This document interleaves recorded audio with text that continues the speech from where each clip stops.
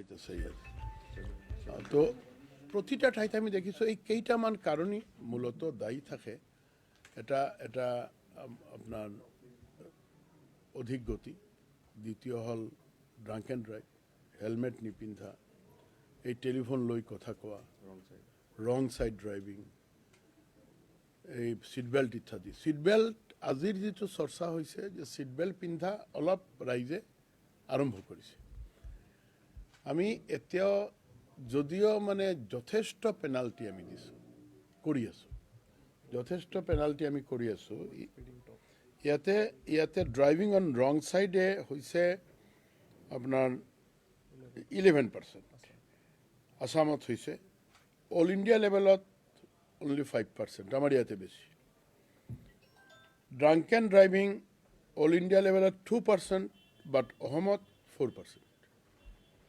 Use of mobile phone all India লেভেলত 2%, আমাৰ ইয়াতে 4%. 1% হ'ল ৰেড লাইট জাম্পিং, আমাৰ ইয়াতে 3%. এই অভাৰ স্পীডটো হ'ল আটাইতকৈ মানে 65% অসমত এক্সিডেণ্ট হৈ আছে অভাৰ স্পীডিঙৰ কাৰণে. এইখিনি কথা আমি গোটেইখিনি ডিষ্ট্ৰিক্ট লেভেলৰ ফালৰ পৰা আহে আৰু আমি একেবাৰে তৰ্জমা কৰি আমি ইয়াতে আলোচনা কৰোঁ আৰু এইবিলাকৰ ওপৰত কেনেকুৱা ব্যৱস্থা ল'ব লাগে এইকাৰণে ডিপাৰ্টমেণ্টক মাতি অনা হয়. আজিও যেনেকুৱা আপোনালোকে কৈছে যে বিভিন্ন ঠাইত আমাৰ ব্লেক স্পট আছে. PWD ৰোডছে 33 ব্লেক স্পটেৰ প্ৰায় 30 ক্লিয়াৰ কৰেছে. NHIDCL, NH তেওঁলোকৰো কিছুমান ব্লেক স্পট আছে. 3টা উইংস মিলাই इन एंड अराउंड 50 होगा. उसमें भी बहुत सारे कंप्लीट कर दिया है. बहुत माने कंप्लीट हुई है. किंतु ब्लैक स्पटर बाहर तो बहुतखिनि ঠাইত আমাৰ পথ বাটৰ অলপ অসুবিধা আছে. আমি সকলোৰে লগতে আন্তৰিকতাৰে আমি আলোচনা কৰিছোঁ. আজি DRSত আমাৰ ফাণ্ড দিয়া আছে. DRSৰ জৰিয়তে আমি কিছুমান কাম আমি চলাই আছোঁ আৰু চলিব পাৰোঁ কৰিব পাৰোঁ. আমি ঠিক তেনেকুৱা এডুকেশ্যন হেল্থৰ আমি কিছুমান নতুনকৈ আমি পৰিকল্পনা লৈছোঁ যে আমি প্ৰতিটা স্কুল কলেজত আমি কেনেকুৱা আমি এটা জাষ্ট আৰম্ভণিৰ সময় আমি কেনেকুৱা ৰোড ছেফটিৰ সন্দৰ্ভত ষ্টুডেণ্টক অলপ কৈ দিব পাৰোঁ. আমি নতুন যে বাইকবিলাক দি আছোঁ, বাইক মানে আমাৰ স্কুটিবিলাক দি আছোঁ বা চাইকেল দি আছোঁ, তেতিয়া অলপ যাতে আমি ভালকৈ বুজাই দিব পাৰোঁ. এনেকুৱা নতুনকৈ আমি কিছুমান পৰিকল্পনা আমি লৈছোঁ আৰু মই ভাবোঁ এই পৰিকল্পনাৰ জৰিয়তে নেক্সট ইয়াৰ আমি অন্তত এক্সিডেণ্টেৰ ৰেটটো বহুতখিনি কমাই আনিব পাৰিম.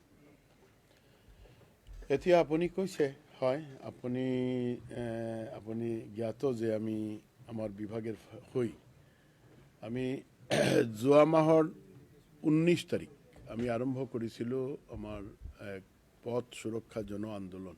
এটাও মূলত এটা এৱাৰনেছৰ কাৰণে. এই পৰিক্ৰমাটো আমি 98টা সমষ্টিলৈকে গৈ পাইছোঁ. 3500 কিলোমিটাৰ আমি ৰাইড কৰিছোঁ. আমাৰ লগতে আমাৰ ইয়াতে যিসকল বহি আছে তেওঁলোকে অলপ চলপ হ'লেও তেওঁলোকক সংগ দিছে. আমাৰ অংকুৰজিত কালিও আছিল আমাৰ লগতে, তাৰ আগতো যোৰহাটত আছিল. তেওঁলোকো আমাৰ গৌৰৱজী তেওঁলোক আৰম্ভণিৰ দিনাই আছিল. কাজে আমি সকলোৱে মিলি আৰম্ভ কৰিছোঁ আৰু আটাইতকৈ আমাৰ ভাল লাগিছে এইকাৰণে যে আমি এটা পৰিকল্পনা লৈছিলোঁ যে ডিষ্ট্ৰিক্ট ৱাইজ কৰিম. একেলগতে আমি মানুহ লৈ নাযাওঁ. প্ৰতিটা ডিষ্ট্ৰিক্টেৰ যিসকল পুলিচেৰ, যিসকল এক্সাইজেৰ, যিসকল ট্ৰান্সপৰ্টেৰ, PWDৰ এনেকুৱা কিছুমান মানুহ বা আমি ফিচাৰীৰ ফালৰ পৰা গাড়ী বা টু হুইলাৰ দি থাকোঁ তেওঁলোকৰ মানুহ ফিচাৰীৰ, আমি খালি গভৰ্ণমেণ্ট এমপ্লয়ী লৈ কৰিম. ইয়াতে কোনো পলিটিক্স নাই. কিছুমান NGO আহিলে, কিছুমান বিভিন্ন সংস্থাৰ মানুহ আহিছে, ভাল কথা, তেওঁলোকে ফ্লেগ লৈ অহা নাই, কোনো পলিটিক্স নাই. আৰু আমাৰ মানুহবিলাক খুব এক্টিভেট হৈছে এইকাৰণে যে কেতিয়াবা আমি প্ৰতিদিনাই 9টাৰ সময় আমি আৰম্ভ কৰিছোঁ আৰু ৰাতি কেতিয়াও 12টা হ'ল, কেতিয়া 1টা হ'ল, কেতিয়া 9টাত শেষ হ'ল. এনেকুৱা কৰি আমি 3500 কিলোমিটাৰত মই ভাবোঁ 3500ৰ ওপৰত মানুহ ৰাইড কৰিছে আমাৰ চৰকাৰী কৰ্মকৰ্তা হ'ল. কাৰণ এটা ডিষ্ট্ৰিক্টত আমি দেখিলোঁ 200-300 এনেকুৱা মানুহ আমাৰ লগত আছে আমি বেছি হেৰি কৰিব বিচৰা নাই যে খুব বেছি ক্ৰাউড কৰি আৰু পলিউশ্যন বঢ়াই এটা মানে ইয়াতে ট্ৰাফিক জাম কৰি লাভ নাই সেইকাৰণে আমি এটা চিম্পল ৱেতে কৰিলোঁ আৰু দেখিলোঁ সমাজেৰ প্ৰতি শ্ৰেণীৰ মানুহে খুব ভাল পাইছে আৰ আমিও চেষ্টা কৰিছোঁ সমাজেৰ প্ৰত্যেক এংগলৰ মানুহৰ লগতে কথা কোৱাৰ কাৰণে আমি যেনেকুৱা মেডিকেল কলেজত গ'লোঁ ইঞ্জিনিয়াৰিং কলেজত গ'লোঁ স্কুলত গ'লোঁ আমি প্ৰাইভেট স্কুলত গ'লোঁ আমি ব্যৱসায়ী এছ'চিয়েশ্যনৰ লগতে কথা কৈছোঁ আমি ধৰক truck honours association bus honours association driver association আমি যিসকলে চাকৰি কৰে তেওঁলোকৰ লগতে আমি কথা কৈছোঁ সব এংগুল যিমানখিনি পাৰিছোঁ আমি লৈ কথাবিলাক কোৱাৰ আমি অলপ চেষ্টা কৰিছোঁ এই কেনেকুৱা আমি এটা সুৰক্ষিত পথ কৰিব পাৰোঁ হয় এইটো নিৰ্দ্বিধাই আমি ক'ব পাৰোঁ যে আপোনালোকে মোক সুধিলেও কম নুসুধিলেও মই ক'ব পাৰোঁ যে কোনো ঠাইত আমাৰ ৰাস্তা পদূলিত অলপ চলপ কাম পথল বা চাইনিজ এইবিলাক কৰিবলগীয়া আছে সিটোৰ কাৰণেও আমি যে DRC মিটিং কৰিলোঁ DRC মিটিঙত আমি পৰিকল্পনা লৈছোঁ য'ত প্ৰয়োজন এনেকুৱা বিভিন্ন ঠাইত হৈছে যে গোটেই ডিষ্ট্ৰিক্টেৰ ৰোডমেপটো আমি ড্ৰোনে লৈ ইয়াতে বৰপেটা পুলিচৰ ফালৰ পৰা লোৱা হৈছে লৈ পুলিচ DC PWD বহি এটা পৰীক্ষা কৰি কেনেকুৱা আমি কমাব পাৰোঁ তাৰ পৰিকল্পনা বনোৱা এনেকুৱা কিছুমান কনষ্ট্ৰাক্টিভ বিভিন্ন ঠাইত যেনেকুৱা আপুনি যদি যোৰহাট অথবা যোৰহাটৰ সাংবাদিক বন্ধুসকলে ক'ব পাৰিব যোৰহাট তেওঁলোকে একেবাৰে কিতাপ ওলাইছে যে প্ৰতিটা স্কুলত কেনেকুৱা দিব পাৰে ষ্টুডেণ্টৰ ভিতৰত এৱাৰনেছ আনিব পাৰে প্ৰত্যেক স্কুলত আৰম্ভণিৰ আগতে তেওঁলোকে ওত লৈছে প্ৰত্যেক স্কুলত কিমান হাজাৰ ল'ৰা ছোৱালী প্ৰতিদিন ওত লৈ আছে তো লাহে লাহে আমি মানে এই কাৰণেই আমাৰ এই যাত্ৰাটা আৰম্ভ কৰিছিলোঁ যে য'ত আমাৰ চৰকাৰৰ ফালৰ পৰা কিবা কৰিবলগীয়া আছে আমি নিশ্চিতভাৱে যাতে আমি কৰিব পাৰোঁ আমি তাৰ কাৰণে ফাণ্ডো আমি প্ৰভাইড কৰিছোঁ সব ডিষ্ট্ৰিক্টত কৰিছোঁ আমি আৰু সব ডিষ্ট্ৰিক্টে আজিৰ দিনত মই ভাবোঁ যে তেওঁলোকে এইটো এটা প্ৰায়ৰিটি দিয়ে কাৰণ ইয়াতে মানুহৰ জীৱন মৰণৰ কথা আছে প্ৰায়ৰিটি দি মাননীয় মুখ্যমন্ত্ৰী যেনেকুৱা নিৰ্দেশ দিছে আমাক আমি তেওঁৰ নিৰ্দেশ মূৰত লৈ আমি সব ঠাইত গৈ আমি ৰাইজৰ লগতে ইণ্টাৰেক্ট কৰি তেওঁলোকক মূল উদ্দেশ্য হ'ল যে প্ৰথমটো কথা ডিপাৰ্টমেণ্টক অলপ মানে ভালকৈ লগত আনিব লাগে সেইকাৰণে গ'লোঁ সব ডিপাৰ্টমেণ্ট আহিলে এতিয়া তেওঁলোকে এটা উৎসাহ পালে খুব নেচাৰেলি তেওঁলোকেও এইটো কণ্টিনিউ কৰি থাকিব দিছ ইজ নট লাষ্ট আমি আহোঁতে কৈ আহিছোঁ যে আপোনালোকে এইটো কণ্টিনিউ কৰি থাকক মটৰচাইকেল চলাব লাগে নট ডেট মানুহক কেনেকুৱা আমি এৱাৰনেছটো আনিব পাৰোঁ এই কামখিনি আপোনালোকে যদি কৰে তেনেহ'লে ৰাইজ জীয়াই থাকিব আৰু এই যাত্ৰাত আমি দেখিলোঁ যে এনেকুৱা কোনো ছেক্টৰ নাই ছ'চাইটিৰ যি ছেক্টৰত এক্সিডেণ্ট হোৱা নাই আপোনালোক সাংবাদিকতা কৰে সিদিনা এগৰাকী মাতৃ আহি একেবাৰে সন্মুখত কান্দি কৈছে যে আমাৰ এগৰাকী ছোৱালী আছিল সি MA পাছ কৰি সাংবাদিকতা আৰম্ভ কৰিছিল কিন্তু সি যেতিয়া সংবাদ ল'বলৈ গ'ল এটা মটৰচাইকেলে হেলমেট পিন্ধা আছিল এটা গাড়ীয়ে খুন্দাই তেওঁক মাৰি থৈ গ'ল এই যে এনেকুৱা মানে কোন ছেক্টৰত হোৱা নাই মই আজিও ইয়াতে মিটিঙত কৈছোঁ যে যিমান ডিপাৰ্টমেণ্ট আহিছে সব ডিপাৰ্টমেণ্টেৰ কোনো না কোনো ঠাইত মানুহ মৰিছে সব ছেক্টৰৰ মানুহ মৰিছে কাজে এইটো এটা সাংঘাতিক এটা সমস্যা হৈ থিয় দিছে সেইকাৰণে আমি সকলোৱে মিলি এই যাত্ৰাটো আৰম্ভ কৰিছোঁ আৰু মই ভাবোঁ যে সমষ্টিৰ সব ঠাইততো আমি যাব পৰা নাই এটা দুটা ঠাইত আমি মিটিং কৰি আছোঁ আৰু এই মেছেজটো আমি তেওঁলোকৰ জৰিয়তে সকলোলৈকে যোৱাৰ এটা প্ৰয়াস কৰি আছোঁ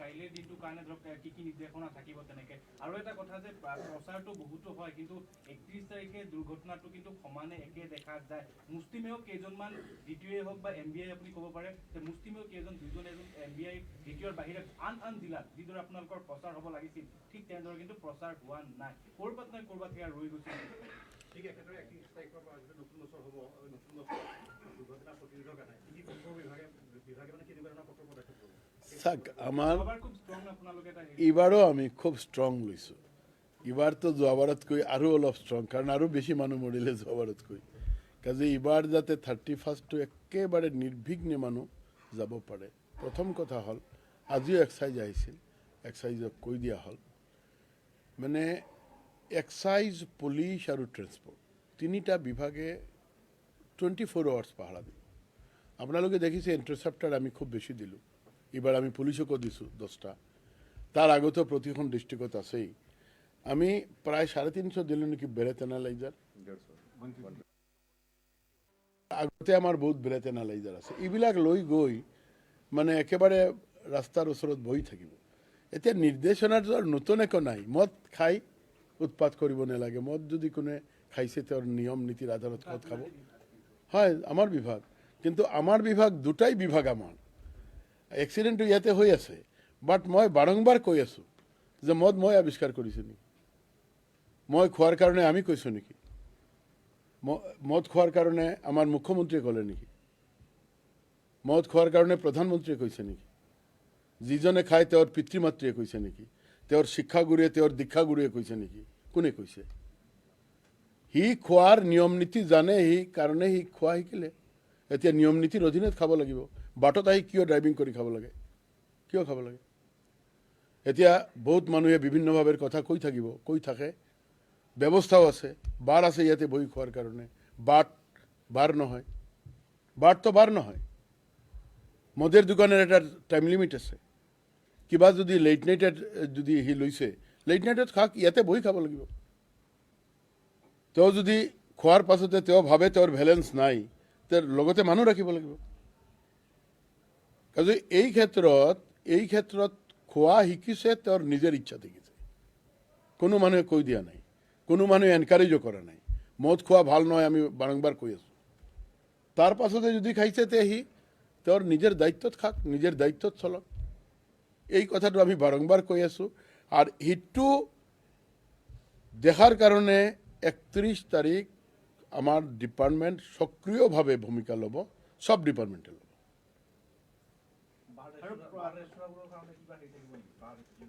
আমি আজিও নিৰ্দেশনা দিছোঁ এসপ্তাহৰ ভিতৰত এইটো 31 তাৰিখ হিচাপে দিয়া নাই কিছুমান ঠাইতো লাগি গৈছে মই ডিষ্ট্ৰিক্টলৈকে কৈ আহিছোঁ সব দোকানীয়ে লিখি ৰাখিব লাগে ডাঙৰকৈ বাৰ হোক বা হেৰি হোক দোকান হোক যে মদ খাই গাড়ী চলাব নালাগে মদ খাই গাড়ী চলোৱা মানেই কোনো না কোনো এক্সিডেণ্টেৰ মুখামুখি হোৱা মদ খোৱাৰ আগতে যাতে সি গম পায় আৰু সব বোতলত যিমান IMFL আছে কাণ্ট্ৰি স্পিৰিট আছে সব বোতলৰ লেভেলত লিখা থাকিব লাগিব সেইটো আমি এনেকুৱা সপ্তাহ 10 দিনৰ ভিতৰত লিখিব লাগিব যে ড্ৰাংক এণ্ড ড্ৰাইভ আইনগত অপৰাধ প্ৰচাৰটো বহুত হয় কিন্তু বস্তুটো একেই দেখা যায় আপুনি ক'লে যে 2022 2023 একেই প্ৰচাৰ কিন্তু মুষ্টিমেয় গুৱাহাটীৰ ক্ষেত্ৰতে আমি প্ৰচাৰটো দেখা পাওঁ কিন্তু আন জিলাতে হওক তেনেকুৱা ধৰক প্ৰচাৰটো নাহে তাৰ কাৰণে ক'ৰবাত কিছুমান স্মৃতি থাকি যায় না এইটো আপুনি যিটো কৈছে এইটোত আমাৰ দ্বিমত নাই কিন্তু কথা হৈছে মানুহে শুনিলেহে আপোনাৰ প্ৰচাৰটো কামত আহিব টিচাৰে তো খুব চেষ্টা কৰি থাকে কেইগৰাকীতো ফেইলো কৰে কি কৰিব আপুনি এইবিলাক যিসকল এক্সিডেণ্ট কৰে ফেইল কৰা ষ্টুডেণ্ট হয় বাকী দ্বিতীয়জনে কথা ক'ব নাজানে নেকি টিভিৰ আগতে হওক বা প্ৰচাৰৰ আগতে চাওক টিভিৰ আগতে আমাৰ এতিয়াও মই ক'লোঁ আমাৰ ছেক্ৰেটাৰীক ক'লোঁ আমাৰ কমিশ্যনাৰসকলক ক'লোঁ বোলে আপোনালোকে কওক আপোনালোকৰ কথাখিনি ৰাইজে ভাল পাব তেতিয়া তেওঁলোকে ক'লে ছাৰ আপুনি আছে আপুনি কওক মানে কেতিয়া অফিচাৰসকলে ভাবে মন্ত্ৰী থাকিলে মন্ত্ৰী ক'ব লাগে কিন্তু মই সকলোকে কওঁ সব মানুহক কওঁ আমি আমাৰ বিভাগ যিসকল আছে যে আপোনালোকে আগুৱাই আহক আপোনালোকে কওক আপোনালোকৰ কথাৰ প্ৰচণ্ডভাৱে মৰ্যাদা দিয়ে ৰাইজে সেইকাৰণে এইবাৰ যাত্ৰাত আমি গভৰ্ণৰৰ স্পীচটো লৈছোঁ এইবাৰ যাত্ৰাত আপোনাৰো আছিল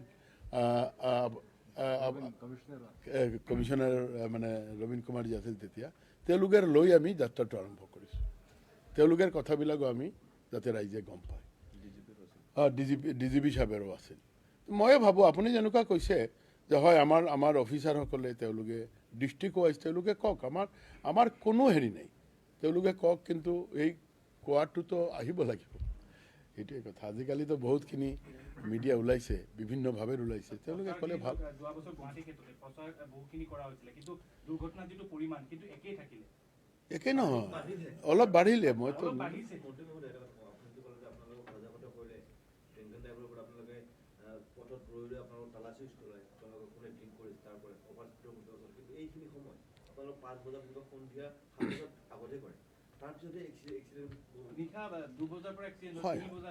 না একেবাৰে আপোনালোকৰ কথাত আমাৰ কোনো দ্বিমত নাই কিন্তু আপোনালোকে এই কথাটো বুঝক 45 লাখ গাড়ী অসমত আছে ৰেজিষ্টাৰ্ড। তাৰ লগতে নৰ্থ ইষ্ট আৰু অল ইণ্ডিয়া লেভেলৰ আৰু প্ৰায় 5 লাখ গাড়ী অন ৰোড ইন আছাম। আজি PWDৰ খালি ৰুৰেল ৰোডছৰ PWD ৰোডছ যিটো তেওঁলোক 60,000 কিলোমিটাৰ ক্ৰছ কৰিছে হয়তোবা গোটেই অসমত আৰু বেছি হ'ব। আমি একুৰেটলি 60,000 ইমান বা 61,000 ইমান এই মুহূৰ্তত পজিশ্যনত নাই, কিন্তু মোৰ ধাৰণা মতে 60,000 কিলোমিটাৰ খালি PWD ৰোডছে ক্ৰছ কৰিলে। আজি NHIDCL NH মিলি আৰু 5-7 হাজাৰ হ'ব অসমত। এতিয়া ইমানখিনি ৰাস্তাত কোন মানুহে ভিজিলেন্স কৰিব কওকচোন? সম্ভৱ নহয়। এতিয়া ৰাইজ যদি আমাক সহায় নকৰে, আমি যে ওলাইছোঁ, আমি ওলোৱাই যে আমি সকলোৱে মিলি কষ্ট কৰি আছোঁ এইকাৰণে যে অলপ ৰাইজৰ ওচৰত গৈ আমিতো কৰজোৰেই কৈ আছোঁ। আমিতো একবাৰ আপোনালোকে চাব পাৰে বা দেখিছে আমাৰ সাংবাদিক বন্ধুসকলে, আমি যোৰহাট কৰি কৈছোঁ যে আপোনালোকে এইখিনি মানি চলক অন্তত। তাৰ পাছতে যদি মানি নচলে আপোনালোকে আচৰিত হ'ব। আজি পুলিচে ৰিপৰ্ট দিলে, পুলিচের রিপোর্ট ট্রান্সপোর্টে মিলি আমি কেই কোটিমান আমি ফাইন করেছি। ফাইন করা আমারও ইচ্ছা নহয় যে এজন মানুহ ঠিক আছে কষ্ট কৰি বাইক এখন কিনিলে, কষ্ট কৰি গাড়ী এখন কিনিলে, কিয় আমি তেওঁক ইটো আমাৰ যিটো ৰেভিনিউ দিয়াৰ দি কিনিলে। এবাৰ পুলিচে কিমান কৰিছিল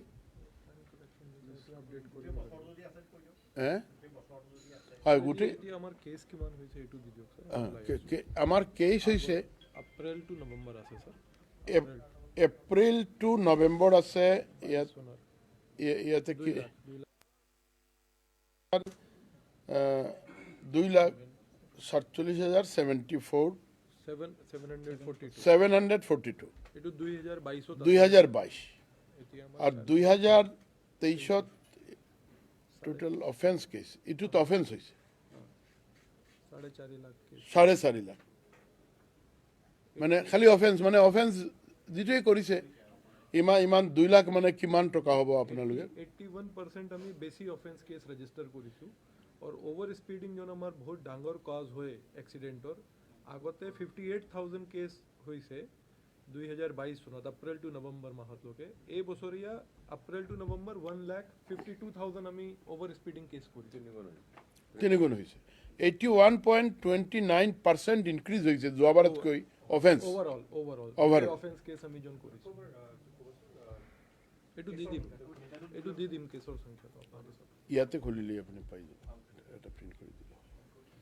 এইখিনি আমি চেষ্টা কৰি আছো যে আমি কিন্তু আপুনি অফেন্স কৰি আজিকালি ৰাইজৰ হাতত যিসকল ৰং ডুৱাৰ্ছ আপোনালোকে ভালকৈ ক'ব পাৰে ভাই যে ৰং ডুৱাৰ্ছ মানুহৰ হাতত টকাৰ অভাৱ নাই, গম পাইছে না? সি ৰং ডুৱাৰ্ছ গাড়ী চলাওঁতে ৰং ডুৱাৰ্ছ, বাকী কামৰ ক্ষেত্ৰতো ৰং ডুৱাৰ্ছ। তেওঁৰ তো টকাৰ কি অভাৱ? আপোনাৰ আমাৰ অভাৱ থাকিব পাৰে, কিন্তু তেওঁলোকৰ হাতত অভাৱ নাই। ই 10,000 টকা ফাইন কি আৰু লৈ লোৱা শেষ। আজি আমি চেষ্টা কৰি আছোঁ তেওঁক কেনেকুৱা 24 ঘণ্টা ডিটেইন ৰাখিব পাৰোঁ, তেওঁক কেনেকুৱা জেলত পঠাব পাৰোঁ। আজি আমি যিটো ডিছকাছ কৰি নেক্সট ইয়াৰৰ ফালৰ পৰা আমি কেনেকুৱা কৰিব পাৰোঁ তাৰ ওপৰত আৰু মানে কোনো ব্যৱস্থা নাই। আপোনালোকে চাওক, আপোনালোকৰ জৰিয়তে যে অন্তত লাজ যদি পায়, ড্ৰাংক এণ্ড ড্ৰাইভাৰ আমি মিডিয়াত আমি পঠাইছোঁ, বিভিন্ন প্ৰিণ্ট মিডিয়াই বা আপোনালোকৰ ইমানটো আৰু ক'ব নোৱাৰে, প্ৰিণ্ট মিডিয়াই কিন্তু নাম একেবাৰে দি দিলে, উইথ এড্ৰেছ দিলে। এতিয়া চিন্তা কৰি আছোঁ ফটোটো আনিব পাৰে যে যিজনে মদ খাই গাড়ী চলাই তেওঁৰ ফটোটো দেখাব পাৰোঁ নেকি, সেইটো লৈ আমি চৰ্চা কৰি আছোঁ। আমি চৰ্চা কৰি আছোঁ এই যে আপোনালোকে কৈছে যে আমি প্ৰেছ মিডিয়াক কেনেকুৱা আমি ইনভলভ কৰি তেওঁলোককো আমি সহযোগী সহযাত্ৰী কৰিব পাৰোঁ। তাৰ কাৰণে যিসকলে ধৰক ভালকেই ক'ব, আমি এনেকুৱা এটা এৱাৰ্ড চেৰিমনি নেক্সট ইয়াৰৰ ফালৰ পৰা, এইবাৰতো আৰু নোৱাৰোঁ। তো এইখিনি লেভেললৈকে আমি চিন্তা কৰি আছোঁ। আপোনালোকৰো যদি কোনো ছাজেশ্যন থাকে আমাক ক'ব। এপ্ৰিল টু নৱেম্বৰ 49 কৰোৰ হৈছে, আজি এপ্ৰিল টু নৱেম্বৰ 55 কৰোৰ ৰিয়েলাইজ হৈছে। আচ্ছা এই চাগ ইয়াতে আছে এপ্ৰিল টু নৱেম্বৰ হৈছে 55 ক্ৰ'ৰ্ছ এই বছৰ, আৰু লাষ্ট ইয়াৰ আছিল 49 ক্ৰ'ৰ্ছ। এইবাৰতো বাঢ়িলে April to November only 55 crore. অঁ ৰিয়েলাইজেশ্যন এতিয়াও পেণ্ডিং কিছুমান আছে, ভাগি আছে, কিন্তু আমি ৰিলিজেই কৰিলোঁ 55 ক্ৰ'ৰ্ছ।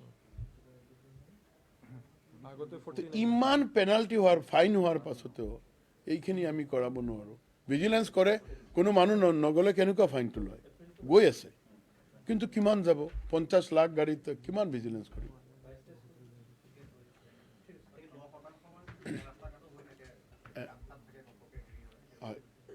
এই পথলৈৰ কাৰণে আমি আজিও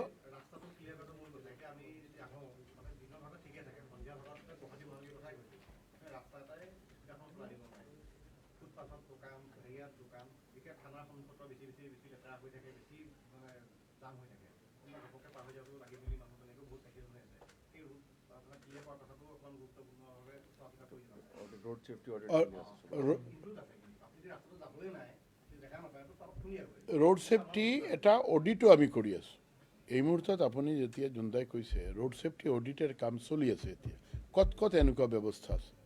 আমি ৰোড ছেফটিৰ কোন এজেঞ্চিক যে আমি আনিলোঁ, ছেভ লাইফ এটা এজেঞ্চিকো আমি দায়িত্ব দিছোঁ। তেওঁলোকো মানে কোন কোন ঠাইত আমি আমাৰ ৰোড ছেফটি কাউন্সিলে মিলি আমি তেওঁলোকৰ লগতে কলাবৰেশ্যন কৰি আমি কৰি আছোঁ। তেওঁলোকে পাৰ্চনেলি গৈ আমাৰ আজিও তেওঁলোকে প্ৰেজেণ্টেশ্যন এটা দিছে। আপুনি যেনেকুৱা কৈছে যে এই ক্ষেত্ৰত আমাৰ কাম কৰিব লাগিব, আমিও দেখি আছোঁ। তো সকলোৱে মিলি আমি এটা ট্ৰাই কৰি আছোঁ যে আমি কমাব পাৰোঁ নেকি।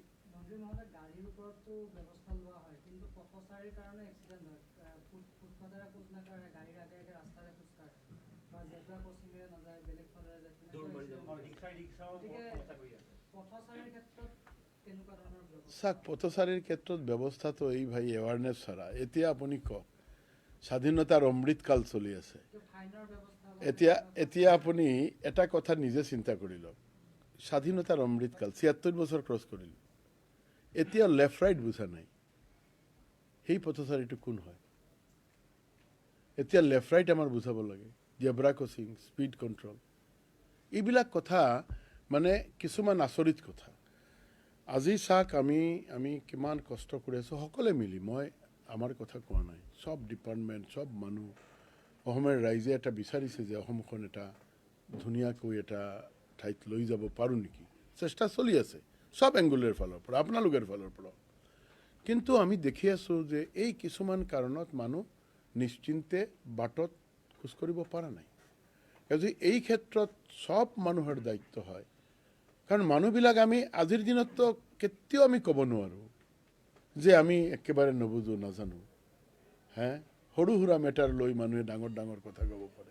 মইতো বিভিন্ন ঠাইত যে গৈছোঁ, মই কৈ আছোঁ আপোনালোকে চাওক, হাতী এটা মানুহ মাৰিলে কিমান হেৰি হয়, এটা ইনচাৰ্জেঞ্চি গ্ৰুপে মানুহ মাৰিলে কিমান আমি ডাঙৰ খাই উঠোঁ, কিমান ধিক্কাৰ দিব লাগে এইবিলাক। কিন্তু এই যে কথাবিলাক কৈ আছোঁ, সেই মানুহবিলাক যিসকলে হয় অন্যায়ৰ বিৰুদ্ধে কোনো ঠাইত প্ৰতিবাদ কৰিব লাগে, এইটো অন্যায় নহয় নেকি?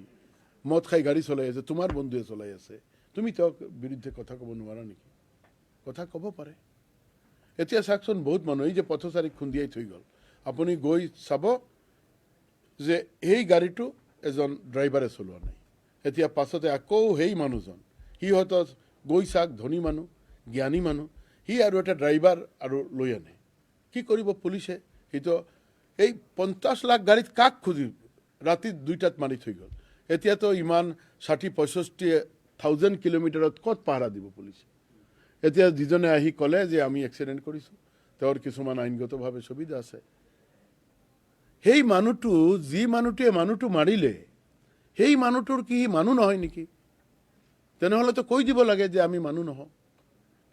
এইখিনি কথাটো অন্তত স্বাধীনতাৰ পাছতে আৰু ইমান ধৰ্ম চৰ্ম কৰা মানুহ আমাৰ অসমত, আমি হিন্দু হ'লেও খুব ভাল ধৰ্ম কৰি আছোঁ, আমি মুছলমান হ'লেও ভাল ধৰ্ম কৰি আছোঁ, আমি খ্ৰীষ্টান হ'লেও দেখিছে আপোনালোকে এই বৰদিনটো কিমান ধুনীয়াকৈ পালন কৰি আছোঁ।